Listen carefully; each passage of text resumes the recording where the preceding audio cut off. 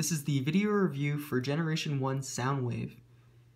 If you remember from one of my reviews from last year, the Titanium G1 Soundwave review, you'll remember that I've been wanting this figure for quite some time. Well, what do you know? I finally have it. Yeah, I'm really happy to have this figure because, gosh, it's just so iconic and so much fun. Complete classic. Especially this alternate mode. You know, this is something that we don't get all too often, these cassette players, given the fact that they're so dated. But I love the retro factor. I love the nostalgia to it. Here on the side of this cassette player mode, you have this volume button, which turns freely. On the front, you have various decals and buttons, which allow you to play the cassette tapes within Soundwave.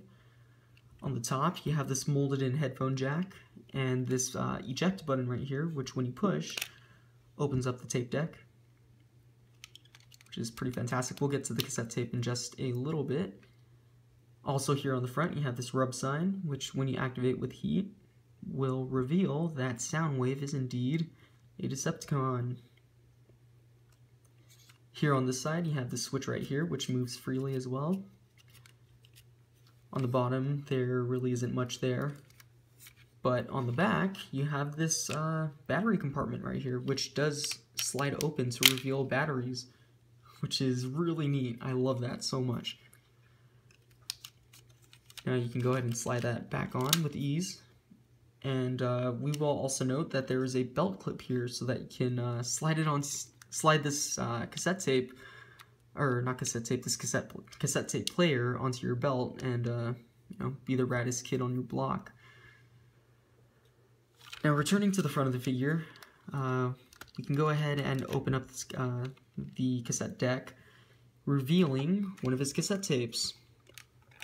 In Soundwave right now, I've placed Overkill, which out of the 3 cassette tapes that I own at the moment, Overkill, Beastbox, and Buzzsaw, Overkill happens to be my favorite.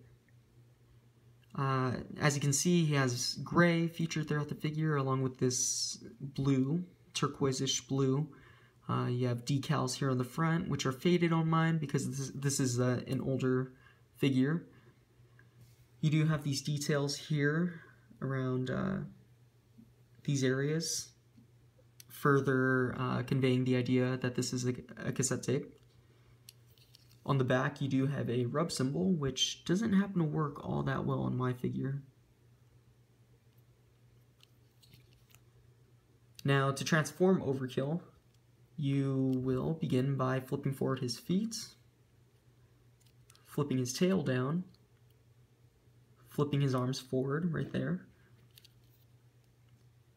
and then flipping his head all the way forward. You can finish off his transformation by taking his legs and dividing them right down the center, and those will separate off to help Overkill stand up. And there you have Overkill. His mouth does open and close, which is neat. He does have a horn right there. His arms are quite tiny. Yeah, I mean, it's a neat little dinosaur mode.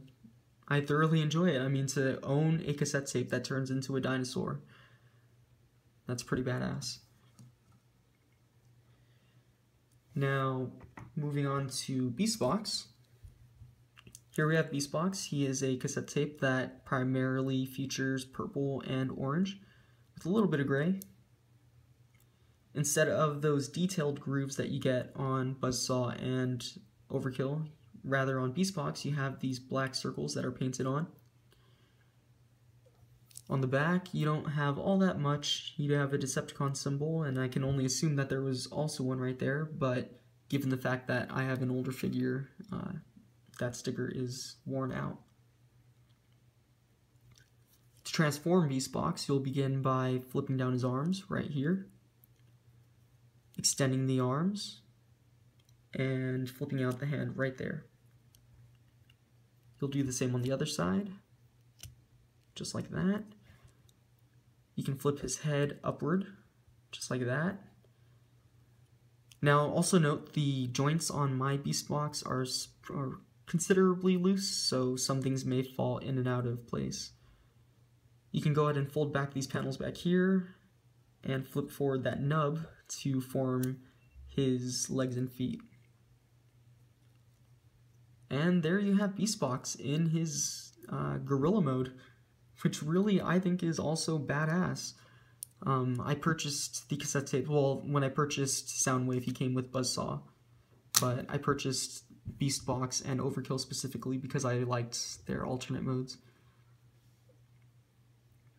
Now for Buzzsaw, you have these metallic silver decals on the front, along with some red stripes. You have his rub symbol right here, which typically does work. I won't waste our time right now. Of course, he's a Decepticon.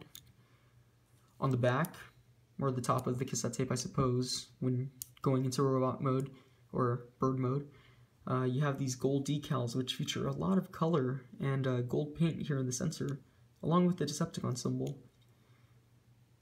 I think this side of the cassette tape looks fantastic. I really like the colors featured here. To transform Buzzsaw, you'll begin by flipping down his legs right there. Just flipping them down. Next, you can go ahead and flip out the wings, which give you a wide range of movement. They can flip all the way back there. I can only assume to emulate flapping wings, but I guess you have some freedom in deciding how far you want the wings to fold out. You can finish off the transformation by sliding his head forward, just right there, and then folding that up. And there you have Buzzsaw in his bird mode. This also is a neat mode. I think that Buzzsaw definitely gets the shorter end of the stick because Laserbeak tends to get all the attention, but I do enjoy this mode. Now, out of all the cassette tapes that I own, these three, Overkill, Beastbox, and Buzzsaw, Buzzsaw definitely fits into the cassette deck. Overkill, he fits in, but you have to place him in very specifically or else the door will have trouble opening. Beastbox does not fit in whatsoever. I mean, he does if you squeeze him in a certain way, but the door will not open, which is a shame. Now, for Soundwave, you can begin his transformation by flipping out these sections right here, folding them down right there, folding forward the legs, and then flipping down the feet.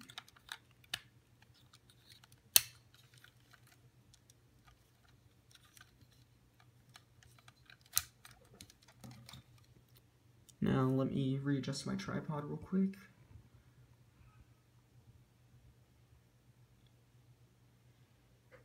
You can go ahead and grab these sections right here, flip them forward, or actually extend this a bit, just a bit, and then flip it forward so that you get some clearance. You can go ahead and do the same on the other side.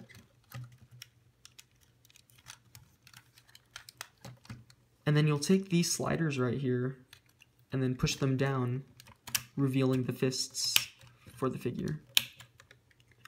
Last but not least, you'll go up here, flip up the head, and turn it around. And now you have completed the transformation for Soundwave.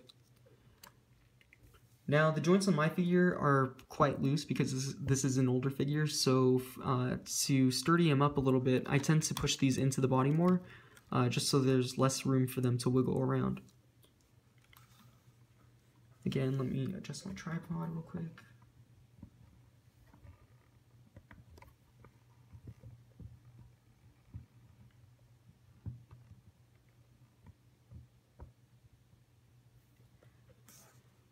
What we can do is go to the back, open up his battery compartment, revealing his batteries, which also act as weapons, which is quite fantastic. I really enjoy that.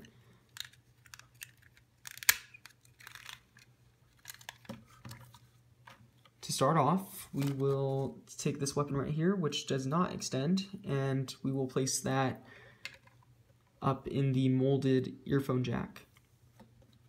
Next, we'll take this weapon, extend it, and then this will act as his gun. When I purchased this figure, I didn't actually purchase the missiles just because I did not feel I needed them for my purposes, but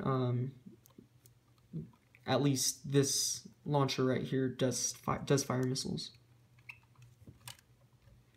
Now, the articulation for Soundwave is not too shabby. You know, you get rotation here in the arms, you can bend at the elbow, you can fold forward at the knee, which is quite abnormal. You can fold the feet upward, and then you can rotate the head around. Yeah, I apologize. As I mentioned, the joints on my figure are somewhat loose, quite loose. Well, yeah, that really is it for Soundwave. He really is a fantastic figure, the best G1 figure in my opinion. I think he's just absolutely fantastic. Well, there you have it.